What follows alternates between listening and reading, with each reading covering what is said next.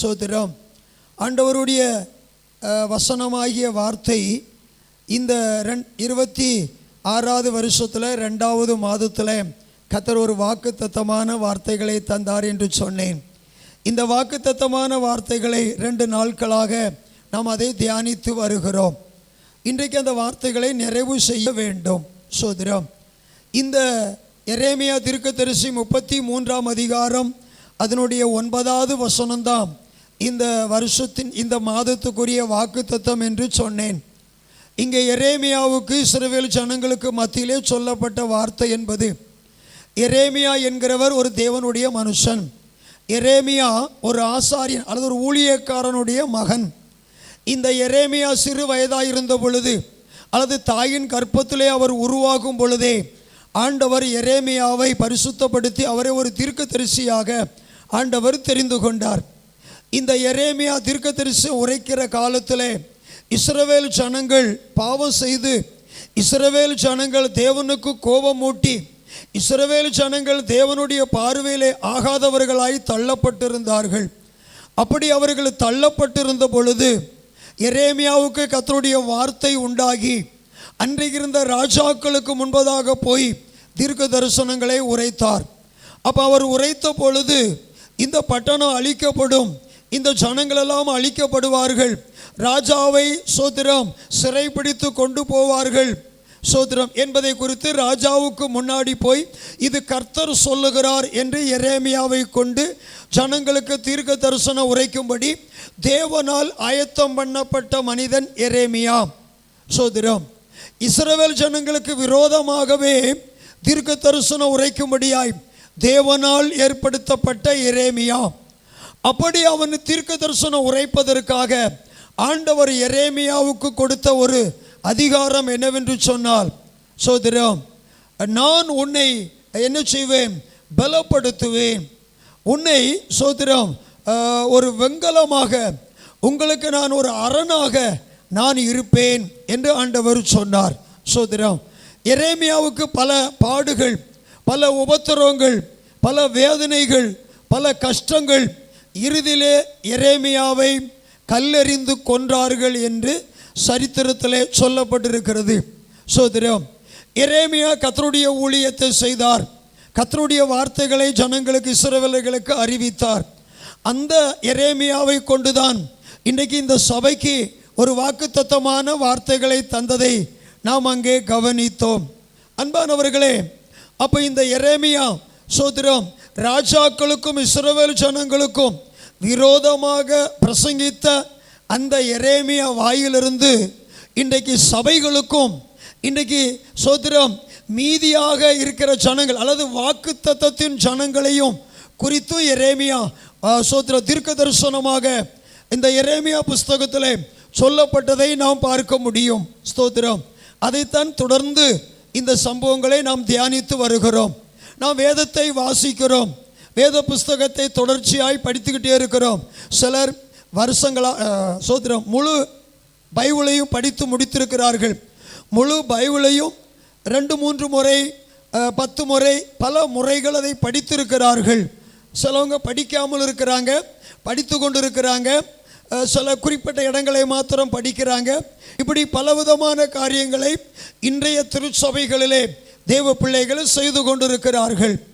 ஆகவே இன்றைக்கு இப்படி ஒவ்வொரு வாக்குத்தத்த வசனங்களை நாம் தியானிக்கின்ற பொழுது நமக்கு தேவனால் சொல்லப்பட்ட ஆலோசனை என்ன, நம்முடைய சபைக்கு சொல்லப்பட்ட ஆலோசனை என்ன, இவைகளை பரிசுத்த ஆவியானவருடைய உதவினால இந்த வேத புஸ்தகத்திலிருந்து நாம் அவைகளை ஆராய்ந்து பார்த்து நாம் இன்றைக்கு என்ன செய்ய வேண்டும், நாம் எப்படி நடக்க வேண்டும், நாம் எப்படி செயல்பட வேண்டும் என்பதை நம்மை நாமே ஆயத்தப்படுத்தி கொண்டு இருக்கிறோம்.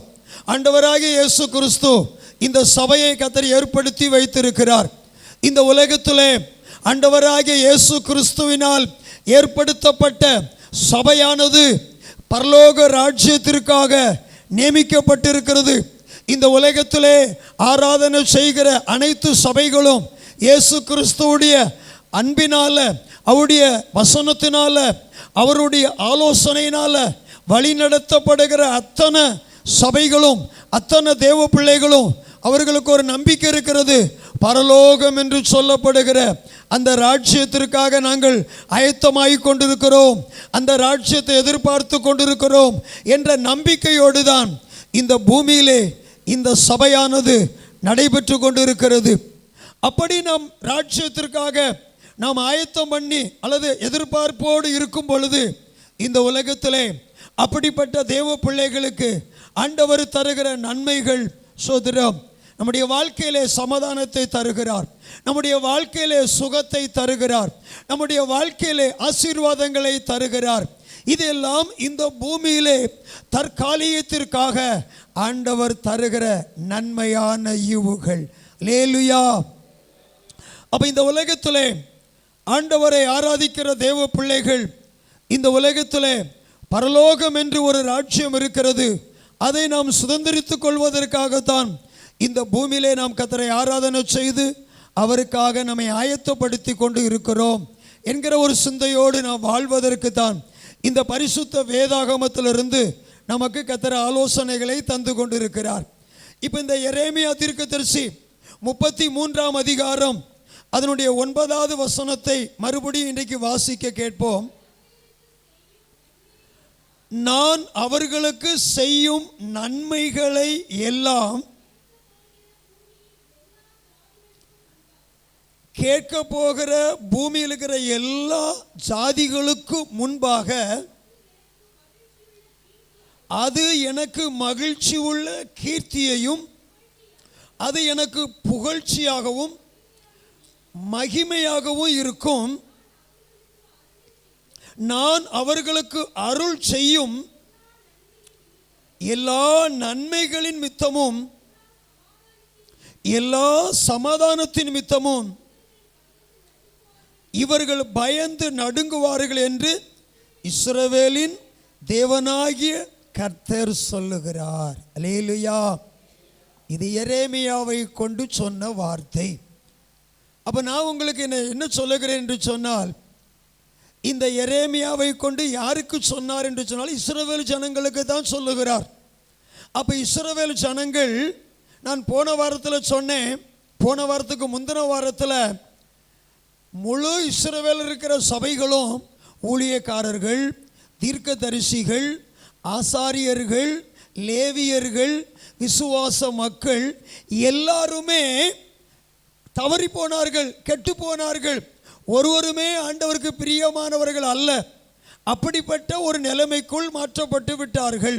சோதரம், அப்படி மாற்றப்படும் பொழுது அவர்கள் ராஜாக்களையும் அவர்கள் ஆசாரியர்களையும் எல்லாரையுமே பாபிலோன் தேசத்துக்கு நேபுகாத்து நேச்சரும் சோதரம் கல்தையர் தேசத்தில் இருக்கிறதான மற்ற புறஜாதிகளும் இந்த பட்டணத்தில் இருக்கிறதான எருசலேமில் இருக்கிற எல்லாரையும் சிறைப்பிடித்து கொண்டு போய்விட்டார்கள். இப்போ எருசலேம் என்பது சோதரம் அங்கே இருக்கிறதான ஜனங்கள் யாருமே கிடையாது. அங்கே இருக்கிற ஒரு சில பலவீனமானவர்கள், வயது முதிர்ந்தவர்கள், ஒன்றுக்கும் உதவாதவர்களை சிலரை மாத்திரம் வைத்திருக்கிறார்கள். மற்ற எல்லாரும் சிறைப்பிடித்து கொண்டு போய்விட்டார்கள். அந்த பட்டணம் சில பகுதி இடிந்து கிடக்கிறது, சில பகுதி தீயால் எரிக்கப்பட்டு கிடக்கிறது, அது வெறும் எருக்களமாய் கிடக்கிறது. இந்த நிலைமைதான் எருசலேம் மாற்றப்பட்டு விட்டது. காரணம் என்ன? அவர்கள் ஆசாரியர்கள் முதல் கொண்டு தீர்க்கதரிசிகள் முதல் கொண்டு எல்லாரும் தேவனுக்கு பிரியமில்லாத காரியம் செய்ததுனால மோசேயுடைய சட்டத்திட்டங்களை கை கொண்டு வாழாதபடிக்கு அன்றைக்கு அவர்கள் சொன்ன, அதாவது மற்ற ஜாதிகளோடு கலவக்கூடாது, மற்ற ஜனங்களோடு இணையக்கூடாது, மற்ற என்னை தவிர வேற தெய்வத்தை ஆராதிக்க கூடாது என்று ஆண்டவருடைய சட்டத்தையும் ஆண்டவருடைய வார்த்தையும் அறியாமல் அதை கை கொள்ளாமல் போனதுனால ஆண்டவர் அவர்களை அந்நியனுடைய கைகளிலே ஒப்பு கொடுத்தார். அந்த காலத்தில் தான் எரேமியாவுக்கு இந்த வார்த்தை உண்டாகி ராஜாக்களுக்கும் ஜனங்களுக்கும் அறிவித்தார். சோதரம், அதன் பின்பு அவர்களை மறுபடியும் மீட்டெடுத்து அவர்களுக்கு நான் இரக்கம் செய்வேன் என்று ஆண்டவர் சொல்லுகிறார். சோதரம், அப்ப அவர்களுக்கு மறுபடியும் இரக்கம் செய்வதற்கு என்ன முகாந்தரம்? பாபிலோன் தேசத்திலே, எகிப்து தேசத்திலே அல்லது கல்தேயர பட்டணத்திலே சிதறி இருக்கிற அவர்கள் எல்லாரையும் கோரேஸ் என்கிற ஒரு ராஜாவுடைய நாட்களிலே ஆண்டவர் அவர்களோடு கூட பேசி, அந்த ராஜாவோடு கூட பேசி, நீ இந்த ஜனங்களை, நீங்க எல்லாரும் போய் உங்க சொந்த நாட்டுக்கு போங்க, உங்க தெய்வத்தை கும்பிடுங்க, உங்க ஆலயத்தை கட்டுங்க, உங்களுக்கு எல்லா காரியங்களும் செய்யுங்கள் என்று கோரேஸ் ராஜாவுடைய உள்ளத்தில் ஆண்டவர் ஏவினார். அவன் எழும்பிதான் கட்டும்படிக்கு அங்கே பெறப்படுகிறதை நாம் பார்க்க முடியும். சோதரம், அப்ப அதன் பின்புதான் ஆபிரகாமோடு சொன்ன வாக்குத்தத்தம், தாவீதோடு சொன்ன வாக்குத்தத்தம், இந்த வாக்குத்தத்தத்தினுடைய நிறைவேறுதலாக அங்கே ஒரு சந்ததியை கர்த்தர் எழுப்பி அவர்களை கொண்டு பரிசுத்தமுள்ள ஜனமாக, தேவனை ஆராதிக்கிற ஜனமாக, அந்த ஜனங்களுக்கு தான் ஆண்டவர் சொல்லுகிறார், நான் உனக்கு செய்கிற நன்மைகள், நான் உனக்கு செய்ய போகிற நன்மைகள், அது கீர்த்தியாக இருக்கும், அது புகழ்ச்சியாக இருக்கும், அது மகிமையாக இருக்கும். அதை பார்க்கிற ஜனங்கள் பயப்படத்தக்க, ஆச்சரியப்படத்தக்க பெரிய காரியங்களை நான் உனக்கு செய்வேன் என்று அந்த ஜனங்களுக்கு ஆண்டவர் கொடுக்கிற வாக்குத்தத்தம். அல்லேலூயா. இதுதான் ஆண்டவர் நமக்கு வைத்திருக்கிற நன்மைகள்.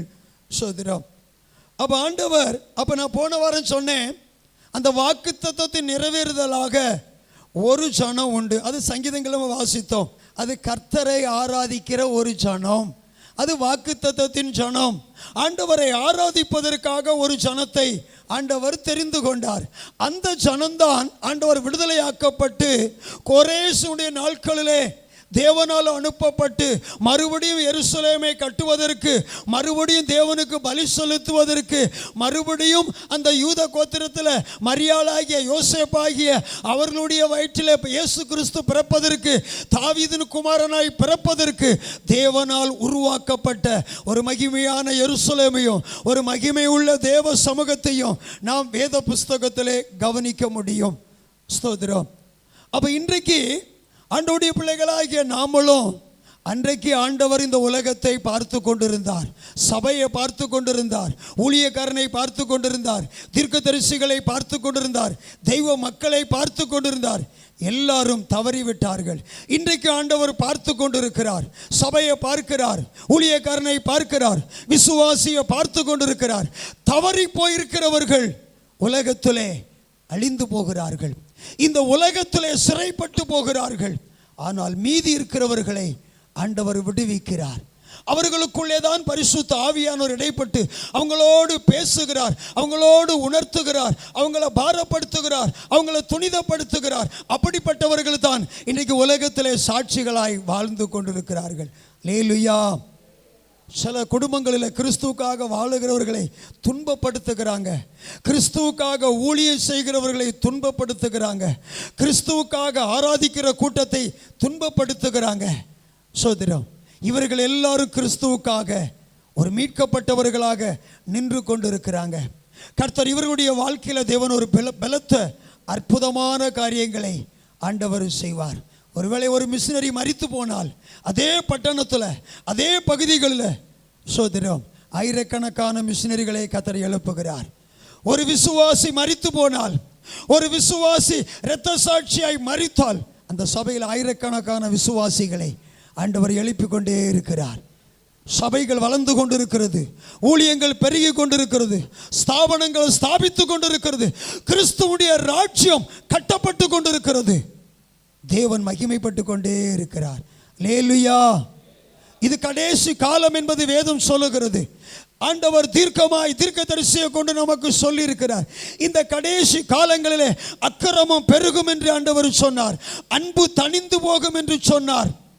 விசுவாச மார்க்கத்தார் அற்று போவார்கள். விசுவாச மார்க்கத்தாரை பார்க்க முடியாது, விசுவாச மார்க்கத்தாரை பார்க்க முடியாது.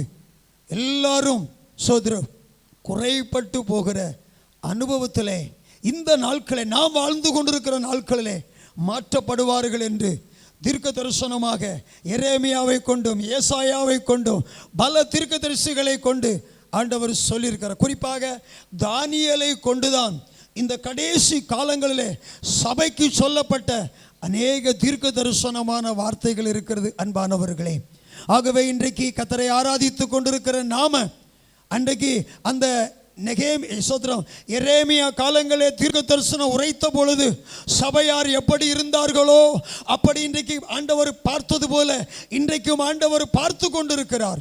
நாம் ஒரு எரேமியாவை போல கர்த்தருக்காக, கர்த்தருடைய நாமத்திற்காக நாம் என்ன செய்ய வேண்டும்? காணப்பட வேண்டும் என்பதை ஆண்டவருடைய வார்த்தை சொல்லுகிறது. அன்பானவர்களை, இன்றைக்கு இந்த வார்த்தையினுடைய நிறைவுக்காக சில வசனங்களை நான் உங்களுக்கு அடையாளப்படுத்தும்படி விரும்புகிறேன். சோதரம், ஏசாயா தீர்க்கதரிசியுடைய புஸ்தகத்தை எடுத்துக்கொள்வோம். 63வது அதிகாரம். இன்றைய செய்தியோடு இணைந்து இந்த வாக்குத்தத்தங்களை கவனிப்பதற்கு ஏசாயா 63ஆம் அதிகாரம் அதனுடைய 4வது வசனம்.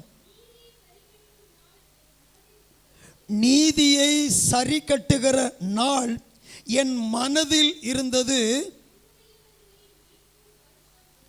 போது, என்னுடையவர்களை மீட்கும் வருஷம் வந்தது என்று பரிசுத்த ஆவியானவர் சொல்லுகிறார்.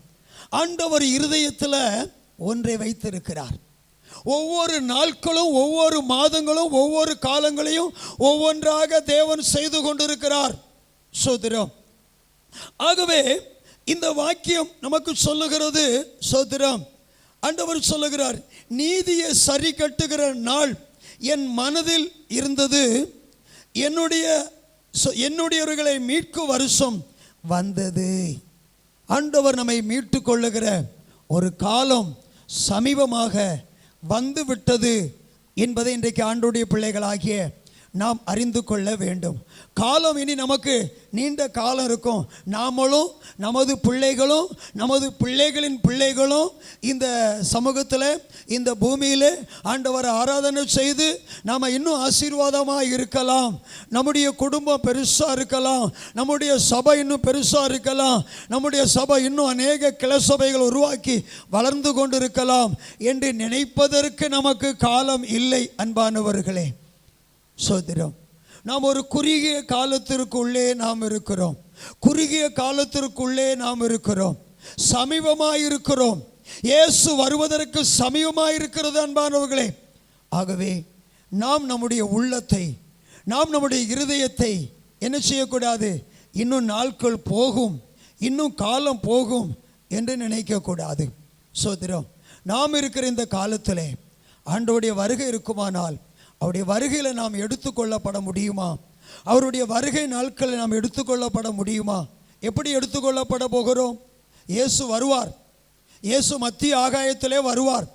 அவர் வரும் பொழுது சோதரம், நாம் உயிரோடு இருக்கிற நாம் எல்லாரும் மறுரூபமாகணும். மறுரூபமாவதற்கு நம்ம ஆயத்தமாக இருக்கிறோமா? அதுதான் நம்முடைய வாழ்க்கையிலே ஒரு எதிர்பார்க்கிற சம்பவமாக இருக்க வேண்டும். நாம் மறுரூபமாகணும் சோதரம். அது இயேசு வரும் பொழுது. அதற்கு முன்னாடி சோதரம், ஒரு ரகசிய வருகை என்று, அது யாரும் அறியாத வருகை. ஒரு படுக்கையில் இருப்பாங்க, ஒருவர் எடுத்துக்கொள்ளப்படுவாங்க, ஒருவர் கைவிடப்படுவாங்க. வயல்வெளியில் இருப்பாங்க, ஒருவர் எடுத்துக்கொள்ளப்படுவாங்க, ஒருவர் கைவிடப்படுவாங்க. மாவு அரைத்து கொண்டு இருப்பாங்க, ஒருவர் எடுத்துக்கொள்ளப்படுவாங்க, ஒருவர் கைவிடப்படுவாங்க. இவ்விதமான ஒரு எடுத்துக்கொள்ளுதலும் தேவ சமூகத்தில் இருக்கிறது அன்பானவர்களே. சோதரம், ஆனால் எந்த விதத்தில் வருகை இருக்கும் என்பது யாருக்கும் அறியாதபடினாலே, தெரியாதபடினாலே நாம் எப்பொழுதுமே பரிசுத்தமுள்ளவர்களாக இருக்க வேண்டும். ஆண்டவருக்கு பிரியமுள்ளவர்களாக இருக்க வேண்டும். அப்படி இருக்க வேண்டுமானால் நமக்கு ஆண்டவர் பரிசுத்த ஆவியை தந்திருக்கிறார். பரிசுத்த ஆவி எல்லாருக்கும் உண்டு. பரிசுத்த ஆவியானவர் எல்லாருக்கும் கிடைக்கும். பரிசுத்த ஆவியானவர், அவரை தேடுகிற எல்லாருக்கும் பரிசுத்த ஆவியானவர் உண்டு. இந்த பரிசுத்த ஆவியை பெற்றுக்கொண்டவர்கள் அவருடைய வருகைக்காக ஆயத்தமாக முடியும். இந்த பரிசுத்த ஆவி இல்லைன்னா நமக்கு அறிவு இருக்கு, நமக்கு ஞானம் இருக்கு, நமக்கு புத்தி இருக்கிறது. இவைகளை கொண்டு அதற்காக சில பிரயாசப்பட்டு கொண்டே இருப்போம் சோதரம். மற்றபடிக்கு ஸ்திரமாக முடியாது. அப்போ பரிசுத்த ஆவியானவர் நமக்குள்ளே இருந்தாதான் அந்த வருகைக்கு நம்ம என்ன செய்ய முடியும்? ஆயத்தமாக முடியும். அன்பானவர்களே சோதரம், இப்போ ஒரு சின்ன உதாரணத்தை சொல்கிறேன். ஒரு கட்டடத்தை நம்ம எடுத்துக்கொள்ளுவோம். இப்போ நம்ம மாடியில் சின்ன மிஷின் வீட்டுக்காக சில வேலைகளை நம்ம செய்தோம். அப்போ ஒரு கொத்தனாரை அழைத்தோம். அப்போ சோதரன் இங்கே சொன்னாங்க, எங்கள் பாஸ்டரும் இந்த சுவரெல்லாம் எங்கள் பாஸ்டர் தான் கட்டினார், சோதரம் எல்லாம் அவர் தான் கட்டினார், எல்லாம் அவரால் கட்ட முடியும் என்று சொன்னார்கள். அப்போ அந்த கொத்தனார் சொன்னார், நான் ஒரு முனையில் கட்டுறேன், நீங்கள் ஒரு முனையில் கட்டுங்க, நம்ம 2 பேரும் சேர்ந்து கட்டி இந்த இடத்த தூக்கிடுவோம் அப்படின்னு சொன்னாங்க. சோதரம் இப்போ சோதரம் யுத்த காலத்தில் இறக்கி விட்டாச்சு, 2 பக்கமும் கட்டணும் சோதரம். அப்போ நான் என்ன செய்கிறேன், நானும் ஒரு பக்கம் கல்லாடிக்கு கட்டிகிட்டே வர்றேன் சோதரம். ஆனால் அவர் என்ன செய்தார், மேஸ்திரி, அவர் எப்பொழுதுமே கட்டி அனுபவம் உள்ளவர். நாம் அப்படி இல்லை, நம்ம வீட்டு வேலையை மாத்திரம்தான் செய்தோம். ஆனால் நாம் என்ன செய்கிறோம், ஒரு கல்லுக்கு ஒரு தரம் தூக்கொண்டு வைப்பேன், ஒரு கல்லுக்கு ஒரு தரம் தூக்கொண்டு வைப்பேன் சோதரம். இப்படி ஒவ்வொரு கல்லாக அடிக்கி அவர் 100 கல் கட்டினா நான் 5 கல் கட்டியிருப்பேன். எப்படி நம்ம சேர்த்து செய்ய முடியும்? நம்முடைய வாழ்க்கை என்பது பரிசுத்த ஆவியானவர் நமக்குள்ளே இருந்தால் அவர் மேஸ்திரியை போல எல்லா நாட்களும் அழகாக நேர்த்தியாக அவர் எல்லா கல்லுக்கும் தூக்கொண்டு வைக்க வேண்டாம். அவர் சொல்லுவார், அந்த கல்லை எடுத்து வச்சுட்டு கீழே இருந்து கையை மேலே மாற வைப்பார், கரெக்டாக அந்த கல் இருக்கணும், அடுத்த கல்லை வைப்பார் கரெக்டாக, அப்படியே அந்த கையை இழுத்து கொண்டு போகும் பொழுதே அவருடைய தூக்கொண்டு கரெக்டாக வந்துவிடும். அதுதான் ஒரு பரிசுத்த ஆவியானவரோடு இணைந்து வாழ்கிற அனுபவம். சோத்திரம். எப்போதாவது ஒரு முறை ஒரு கல்லை கட்டுனா அது பார்த்து எல்லா கல்லுக்கும் தூக்கொண்டு வைக்கணும், எல்லா கல்லுக்கும் மட்டகம் வைக்கணும்.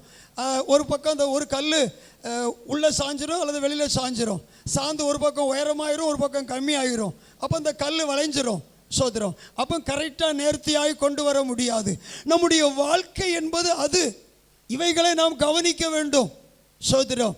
அப்போ சாதாரணமாக நான் கர்த்தரை ஆராதிக்கிறேன், ஆலயத்துக்கு போகிறேன், பாட்டு பாடுறேன், ஜெபம் பண்ணுறேன், காணிக்கை கொடுக்குறேன் அப்படின்னா சோதரம், தேவன் நம்மை தூக்கு நூலை வைத்து நிறுத்து பார்க்கும் பொழுது சிற்பாசாரியை நிறுத்து பார்க்கிறார். நம்முடைய செயல்பாடுகள் தேவ சமூகத்திலே செமையாய் காணப்பட வேண்டும், நேர்த்தியாயிருக்க வேண்டும், அழகாயிருக்க வேண்டும். அவைகள் தான் பலன் கொடுக்கும் அன்பானவர்களே. ஆகவே இன்றைக்கு ஆவிக்குரிய வாழ்க்கையிலே பரிசுத்த ஆவியானவர் நமக்குள் இருந்தால் அவர் சகலவத்தையும் நமக்கு சொல்லி தருவார். ஞாயிற்றுக்கிழமை ஆராதனைக்கு போகணும் அப்படின்னு சொல்லி தருவார். பரிசுத்த ஆவியானவர் இல்லைனாக்கி வருஷம் முழுவதும் ஞாயிற்றுக்கிழமை சர்ச்சுக்கு தானே போகிறோம், இந்த ஒரு நாள் போகட்டா என்ன, எல்லா நாளும் நம்ம வீட்டில் ஜெபம் பண்ணுறோம், அன்னைக்கு ஜெபம் பண்ணட்டா என்ன, எல்லா வாரமும் உபாசபத்துக்கு போகிறோம், இந்த வாரம் போகட்டா என்ன சோதரம். அப்படியானால் பரிசுத்த ஆவியானவர் நமக்குள்ளே துக்கப்படுவார் அன்பானவர்களே. பரிசுத்த ஆவியானவர் அவர் கர்த்தரை ஆராதிப்பதற்கும் பரிசுத்த ஆவியினால் நிரப்பப்படுவதற்கும் பரிசுத்த ஆவியினால் அந்த சோதர பலப்படுவதற்கும் தான் அவர் விரும்புவார். நம்முடைய சரீரம் சொல்லும், பரிசுத்த ஆவி இல்லாதவங்க சொல்லுவாங்க, பரிசுத்த ஆவி பெறாதவங்க சொல்லுவாங்க. இருக்கட்டும், நம்ம பார்த்துக்கிடலாம், நம்ம ஆண்டவருடைய பிள்ளை தானே, ஆண்டவர் நமக்காக எல்லா நன்மைகளையும் ஆண்டவர் செய்கிறவர், அவர் அன்புள்ளவர், அவர் நம்மை விட்டு விலகாதவர், அவர் நம்ம கூடவே இருக்கிறவர் என்று சொல்லிவிட்டு தங்களுக்கு விருப்பம் போல செய்வார்கள். அப்படிதான் முந்தின நாட்களிலே எரேமியா தீர்க்கதரிசனம் உரைத்த பொழுது அந்த தீர்க்கதரிசிகள் செய்தார்கள்.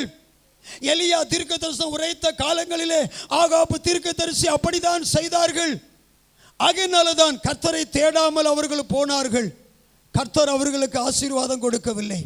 அன்பான ஆண்டவருடைய பிள்ளைகளே, நாம் பரிசுத்த ஆவி நமக்குள் இருந்தால் தான் இந்த கடைசி நாட்களில் ஆண்டவருக்காக நம்ம வாழ முடியும். ஆண்டவருக்காக நம்ம வைராக்கியமாக இருக்கிறோம். நமக்கு இருக்கிற சொத்தோ, நமக்கு இருக்கிற வீடோ, நமக்கு இருக்கிற பதவியோ, நமக்கு இருக்கிற சொந்தம் பந்தமோ அவர்கள் நம்மை காப்பாற்ற முடியாது. ஏன், நம்ம வீட்டில் இருக்கிற தங்கம் கூட நம்மளை காப்பாற்றாது. இன்னைக்கு தங்கமெல்லாம் விலை லட்சக்கணக்காக போயிடுச்சு. ஒரு நாளுக்கு இந்த தங்கத்தை வீதியில் எறிவாங்க. இந்த தங்கம் அவர்களை காப்பாற்றாது. இந்த தங்கத்துக்காக தானே என் வாழ்க்கையை கிறிஸ்துவை தேடாம, இந்த உலக பதவி உலகத்துடைய பொக்கிஷத்துக்கு தானே கிறிஸ்துவ ஆராதிக்காம, இந்த உலக சொந்தத்தானே கிறிஸ்துவ ஆராதிக்காம நான் போனேன் அப்படின்னு அன்றைக்கு மாறுபல் அடித்து கொண்டு வேதனைப்படுவார்கள் என்று வேதம் சொல்லுகிறது. அன்றைக்கு எல்லாம் தூக்கி எறிவாங்க. அன்றைக்கு அவங்களுக்கு நன்மை கிடைக்காது, அன்றைக்கு இரக்கம் கிடைக்காது, அன்றைக்கு தயவு கிடைக்காது. ஆகவே இன்றைக்கு இவைகளெல்லாம் நான் சொல்லுகிற இவைகளெல்லாம் உணர வேண்டுமானால், ஆராய வேண்டுமானால் நமக்குள்ளே பரிசுத்த ஆவியானவர் இருந்தால், நான் பேசும் பொழுதே உங்கள் இருதயம் கொழுந்து விட்டு எரிந்து கொண்டே இருக்கும். நான் பேசுகிறது இந்த உலகத்துக்குரிய காரியம் அல்ல, பிதாவாகிய தேவன் ஏற்படுத்தி வைத்திருக்கிற அந்த மகிமையான காரியங்களை குறித்து, நம்மை மகிமைக்கு நேராய் நடத்துகிற அந்த மேன்மையை பற்றியாக நான் பேசிக் கொண்டிருக்கிறேன். ஆகவே பரிசுத்த ஆவியானவரை பெற்றிருக்கிற தேவ பிள்ளைகளுடைய வாழ்க்கையிலே இந்த அர்ப்பணிப்புக்காக தங்களுடைய வாழ்வு, இந்த அர்ப்பணிப்புக்காக தங்களுடைய உள்ளம் ஏங்கிக் கொண்டே இருக்கும். ஆகவே எனக்கு அன்பான ஆண்டவருடைய பிள்ளைகளை, ஆண்டவர் மீட்கிற வருஷம் தேவன் இருதயத்திலே வந்துவிட்டது. அவருடையவர்களை மீட்கிற வருஷம் அவருடைய இருதயத்திலே வந்துவிட்டது. அவர் மீட்கிற காலமாக இருக்கிறது. ஆகவே அவரை அண்டிக் கொண்டவர்கள் பாக்கியவான்கள். அவருடைய கோபம் இந்த உலகத்திலே பற்றி எரிய போகிறது. அவரை அண்டிக் கொள்ளுகிறவர்கள் மட்டும்தான் பாக்கியவான்கள். மற்ற எல்லாரும் பரிதவிக்கப்படுவார்கள் என்பது ஆண்டவருடைய வார்த்தை சொல்லுகிறது. ஆண்டவருடைய நாமம் மகிமைப்படுவதாக. அதே 63வது அதிகாரம் 14வது வசனத்தை வாசிங்க. கர்த்தருடைய ஆவியானவர்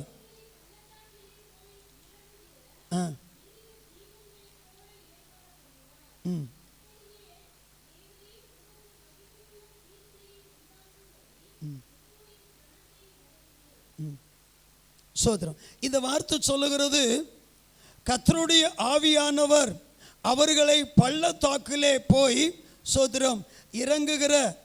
ஒரு முறை கூட இன்னொரு வாசிங்க. கர்த்தருடைய ஆவியானவர்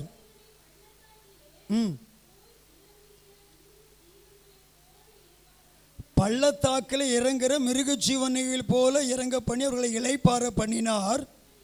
இப்படியே தேவரீர்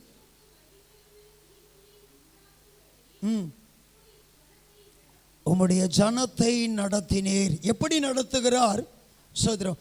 பள்ளத்தாக்கிலே தண்ணீர் குடிப்பதற்காக தன்னுடைய மிருக ஜீவன்கள் போய் குடித்து தங்களுடைய இளைப்பாறுவது போல இன்றைக்கு தாகம் தீர்க்கிற ஜீவ தண்ணீராகிய, தாகம் தீர்க்கிற ஜீவ நதியாகிய ஊற்று தேவன் நமக்கு ஏற்படுத்தி வைத்து, இந்த ஊற்று ஆகிய ஜீவத்துக்குள்ளே தாகம் தீர்க்கப்படுகிற தேவ பிள்ளைகளுக்கு தான் இந்த மீட்பின் நாட்களிலே அவர்கள் பிரவேசிக்க முடியும். சோதரம், இது சபைகளில் இன்றைக்கு பரிசுத்த ஆவியானவர் நமக்கு ஜீவ தண்ணீராக, நம்முடைய தாகத்தை தீர்க்கிற ஒரு ஜீவ ஊற்றாக பரலோக தேவன் நமக்கு இருக்கிறார். இந்த உலகத்தில் அநேகவர்கள் தாகத்தினால் வறண்டு போவார்கள். தாகம் என்பது அன்பானவர்களே நம்முடைய வாழ்க்கையிலே ஒரு நிறைவு இல்லாத வறட்சி தான் தாகம். நம்முடைய வாழ்க்கையிலே, ஆவிக்குரிய வாழ்க்கையிலே, நம்முடைய சோதரம் ஜீவியத்தில் ஒரு நிறைவு என்பது, எனக்கு சாப்பாடு இருந்தாலும் இல்லாட்டாலும் கிறிஸ்து இயேசுக்கு நான் சந்தோஷமாக இருக்கிறேன். எனக்கு வஸ்திரம் இருந்தாலும் இல்லாட்டாலும் ஆண்டவர் எனக்கு தந்திருக்கிற வஸ்திரம் போதும், இது எனக்கு நல்லா தான் இருக்குது. ஒரு சந்தோஷம், சாப்பாட்டில் சந்தோஷம், வஸ்திரத்தில் சந்தோஷம், வீட்டில் சந்தோஷம், நம்முடைய வாழ்க்கையில், குடும்பத்தில் எனக்கு தந்த மனைவி, எனக்கு தந்த பிள்ளைகள், இவைகளெல்லாம் எனக்கு ஏற்றதாய் ஆண்டவர் தந்திருக்கிறார் அப்படிங்கிற ஒரு சந்தோஷம், அதுதான் நிறைவு. அதில் ஒரு வறட்சி கிடையாது. சோதரம், வறட்சி இல்லாத ஒரு செழிப்பை தேவன் பள்ளத்தாக்கின் ஜனங்களுக்கு நமக்கு ஆண்டவர் தந்திருக்கிறார். அல்லேலூயா. இப்படிப்பட்ட ஒரு பெரிய பாக்கியத்தை பரலோகத்தின் தேவன் அவருடைய பிள்ளைகளாகிய நமக்கு தந்திருக்கிறார். நாம் பாக்கியவான்களாக இருக்கிறோம். நேரம் கடந்து போகிறது. செப்பேனியாவின் புஸ்தகம், சோதரம், செப்பேனியாவின் புஸ்தகம் 3வது அதிகாரம்.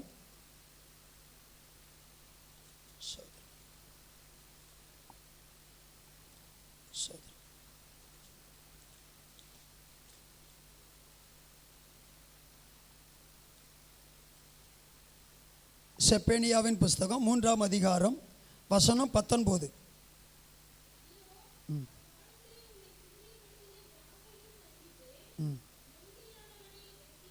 பாருங்க, ஆண்டவர் சபையை, சோதரம், ஆண்டவருடைய பிள்ளைகளாகிய நமக்கு ஒரு ரட்சிப்பை ஆண்டவர் தருகிறார். இதோ அக்காலத்திலே, எக்காலத்திலே ஆவிக்குரிய பிள்ளைகளாகிய தேவன் மீட்கிற வருஷத்தை இருதயத்திலே நினைவு கூறப்பட்ட இந்த நாளிலே, சோதர, அக்காலத்திலே உன்னை சிறுமைப்படுத்தின யாவரையும் தண்டித்து நொண்டியானவனை ரட்சித்து தள்ளுண்டவர்களெல்லாம் தள்ளுண்டவர்களெல்லாம் சேர்த்து கொள்ளுவேன். அவர்கள் வெட்கம் அனுபவித்த சகல தேசங்களிலும் உண்டாக செய்வேன் என்று ஆண்டவர் சொல்லுகிறார். இப்போ சோதரம், அநேகவர்களை கிறிஸ்துவுக்காக வாழ என்னால் முடியாது, ஆண்டவர் எனக்கு வேண்டாம், ஆண்டவருடைய பிள்ளைகளாக மாறக்கூடாது, இல்லை சோதரம் வேண்டாம் என்றெல்லாம் சிலர் நினைத்து கொண்டு இருக்கலாம். ஆனாலும் சிலர் பலன் இல்லாதவர்களை, அற்பமானவர்களை ஆண்டவர் அழைத்து ரட்சித்து அவர்கள் என்ன செய்தார் என்று சொன்னால், அவர்களுக்கு ஒரு மீட்பின் வருஷமாக, மீட்பின் நாளாக, அவர்களுக்கு ஒரு மகிமை நாளாக, அல்லது வெற்றி நாளாக, புகழ்ச்சி நாளாக, கீர்த்தி நாளாக அவர்களை ஏற்படுத்துவேன் என்பதை ஆண்டவருடைய வார்த்தை அவர்களை குறித்து சொல்லுகிறதை நாம் அங்கே பார்க்க முடியும். ஸ்தோத்திரம். இப்போ ஆண்டவர் தம்முடைய பிள்ளைகளை ரட்சித்து மீட்டு அவருடைய ராஜ்யத்திற்காகவே ஆண்டவர் கூட்டி சேர்க்கிறார். ஆண்டவருடைய ராஜ்யத்திற்காக ஆண்டவர் நம்மை கூட்டி சேர்க்கிறார். அவருடைய ராஜ்யத்திற்காக நாம் அழைக்கப்பட்டிருக்கிறோம், அவருடைய ராஜ்யத்திற்காக நாம் ஏற்படுத்தப்பட்டிருக்கிறோம் என்பதை இன்றைக்கு தேவ பிள்ளைகளாக நாம் அறிந்து கொள்ள வேண்டும். ஆண்டவராகிய இயேசு கிறிஸ்து இந்த உலகத்திலே நம்மையும் கூட என்ன செய்தார், அந்த சோதரம் ரட்சிப்பின் என்கிறதான அந்த பாக்கியத்திற்கு தேவன் நம்மை மாற்றி கொண்டு வந்திருக்கிறார். நாம் தேவனுடைய பிள்ளைகள் அல்ல, நாம் புறஜாதிகள், நாம் தூரமானவர்கள். நம்மை ஆண்டவர் அழைத்து நம்மை ரட்சித்து அந்த அழகான பாக்கியத்திற்கு அந்த அதிகமான சோதரம் அருமையான அந்த ராஜ்யத்திற்கு நம்மை பிள்ளைகளாக ஆண்டவர் மாற்றியிருக்கிறார். நமக்கு அந்த நல்ல புகழ்ச்சியை தருகிறார், நல்ல கீர்த்தி ஆண்டவர் தருகிறார். இது எப்படி நமக்கு கிடைக்கிறது என்று சொன்னால், அவருடைய அழைப்பினாலே ஆண்டவர் நமக்கு தருகிறதை நாம் அங்கே பார்க்கிறோம். ஆண்டவருடைய நாமம் மகிமைப்படுவதாக. சோதரம், தொடர்ந்து இயேசு கிறிஸ்து சொன்ன ஒரு 2 சம்பவங்களை குறித்து மாத்திரம் பார்த்து நாம் தொடர்ந்து கடந்து செல்லலாம். ஆண்டவருடைய நாமம் மகிமைப்படுவதாக. மத்தேயு சுவிசேஷம் 9வது அதிகாரத்தில் அங்கே நமக்கு தெரிந்த ஒரு சம்பவம் தான். ஒரு மனுஷன் 2 பேர் இயேசு கிறிஸ்துவிடத்தில் வந்து சோதரம் விடுதலைக்காக, சுகத்துக்காக, மீட்புக்காக எதிர்பார்க்கிறதை அங்கே நாம் பார்க்க முடியும். அதனுடைய 27 வாசிங்க. 9:27. ம் ம் ம் ம் ம்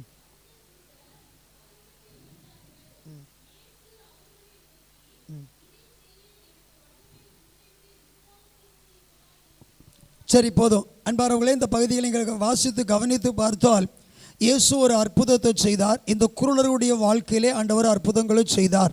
சோதரம், இப்போ அற்புதங்களை செய்யப்பட்ட இவர்கள் என்ன செய்தார்கள், ஆண்டவருக்கு ஒரு மகிமையான சாட்சியாக மாற்றப்பட்டார்கள். அப்போ இவர்களை கொண்டு இந்த உலகத்தில் ஆண்டவருடைய சோதரம் ஒரு அற்புத செயல்கள் வெளிப்பட்டதற்கு நல்ல ஒரு ஆதாரமாக இருக்கிறார்கள். இது எப்படி இவர்களுக்கு உண்டானது? இவளுடைய விசுவாசத்தை பார்த்து, இவருடைய நம்பிக்கையை பார்த்து இந்த ஒரு பெரிய மேன்மை அவர்களுக்கு கிடைத்தது. அப்போ இயேசு சொல்லுகிறார், நீங்கள் நம்புறதுனால, விசுவாசித்ததுனால உங்களுக்கு அந்த புகழ்ச்சியும் கீர்த்தியும் உங்களுக்கு உண்டாகும் என்று ஆண்டவர் சொல்லுகிறதை அதிலே நாம் பார்க்க முடியும். ஸ்தோத்திரம். இப்போ ஆண்டவர் ஸ்தோத்திரம் நம்மையும் நம்முடைய அறியாமையினால் வாழ்ந்து கொண்டது நம்முடைய வாழ்க்கை, அப்படியானால் இருளான வாழ்க்கை, அந்த வாழ்க்கையிலிருந்து நாம் ஆண்டவரை நோக்கி கூப்பிடும் பொழுது ஆண்டவர் நமக்கு பரிசுத்த ஆவியின் ஒரு கண் தெளிவை ஆண்டவர் தருகிறார்.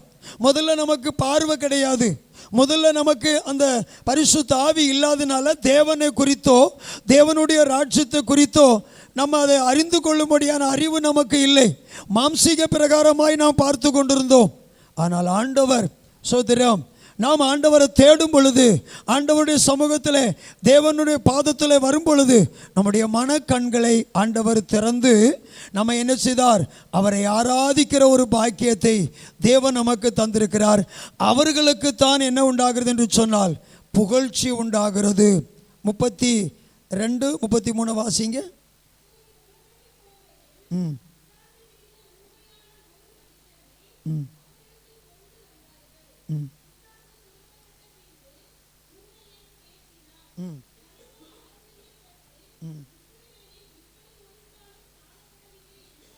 ம் சோதர்.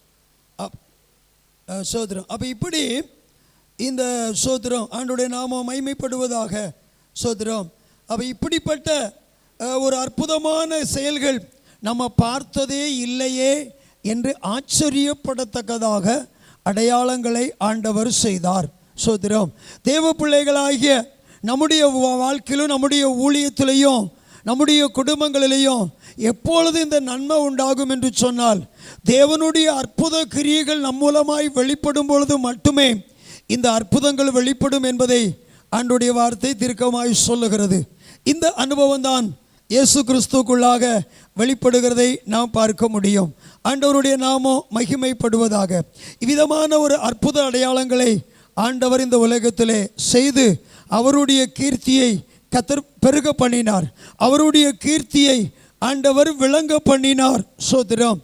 அப்போ அவர் மட்டுமல்ல, அவரை பின்பற்றுகிற தம்முடைய பிள்ளைகளுக்கும் இந்த ஒரு பாக்கியத்தை ஆண்டவர் ஏற்படுத்தி கொடுத்ததை நாம் கவனிக்க முடியும். யோவான் சுவிசேஷம் 3வது அதிகாரத்தில் ஒரு வார்த்தை விதமாய் சொல்லப்பட்டிருக்கிறது. யோவான் சுவிசேஷம் 3வது அதிகாரம் அதனுடைய 17வது வசனத்தை வாசிக்கும் பொழுது,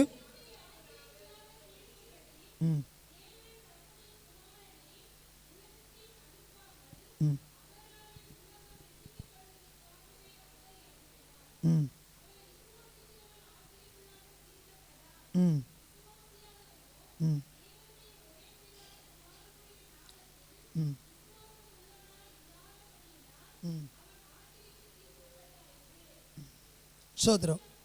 போதும். ஆண்டவருடைய நாமம் மகிமைப்படுவதாக. அன்பானவர்களே, இந்த 17வது வசனம், உலகத்தை ஆக்கினைக்குள்ளாக தீர்க்கும்படி தேவன் தம்முடைய குமாரனை உலகத்தில் அனுப்பாமல் அவராலே உலகம் ரட்சிக்கப்படுவதற்காகவே அவரை அனுப்பினார் என்பதை குறித்து நாம் பார்க்கிறோம்.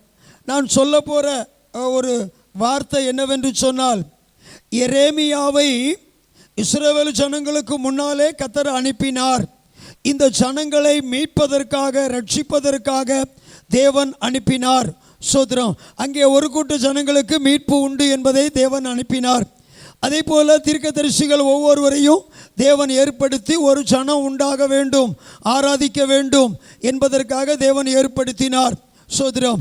இந்த இயேசு கிறிஸ்து இந்த உலகத்திலே இன்றைக்கு இந்த சபையோடு கூட இருந்து இந்த சபையானது அந்த ராஜ்யத்துக்குள்ளே பிரவேசிப்பதற்காக பரிசுத்த ஆவியானவருடைய உதவியாக இன்றைக்கு நமக்கு ஒளியாக இந்த ஆண்டவர் வெளிப்பட்டு கொண்டிருக்கிறார். இவரை நாம் ஆராதனை செய்து கொண்டிருக்கிறோம். அவரை விசுவாசிக்கிறவர்கள் ஆக்கினைக்குள்ளாக தீர்க்கப்பட மாட்டார்கள். யார் அவரை விசுவாசிப்பார்கள்? நான் முதல்ல சொன்னது போல பரிசுத்த ஆவியை பெற்றவர்களும் மட்டும்தான் இயேசு கிறிஸ்துவை கர்த்தர் என்று விசுவாசிப்பார்கள். அப்போ பரிசுத்த ஆவியானவரோடு கூட இன்றைக்கு நாம் கர்த்தரை ஆராதனை செய்து கொண்டிருக்கிறோம். இந்த ஆராதனை தான் ஆக்கினைக்கு ஆக்கப்படாமல் நித்திய ஜீவனுக்காகவே நாம் நியமிக்கப்படுகிறோம். இதுதான் கிறிஸ்து இயேசுக்குள்ளாக உண்டாகிற ஒரு பெரிதான ரட்சிப்பு என்பதை இந்த வசனத்தின் மூலமாய் நாம் அறிய முடியும். அதனுடைய 19 வாசிங்க. ஒளியானது இந்த உலகத்திலே வந்திருந்தும் மனுஷனுடைய கிரியைகள் பொல்லாதவைகளாய் இருக்கிறபடினால் அவர்கள் ஒளியை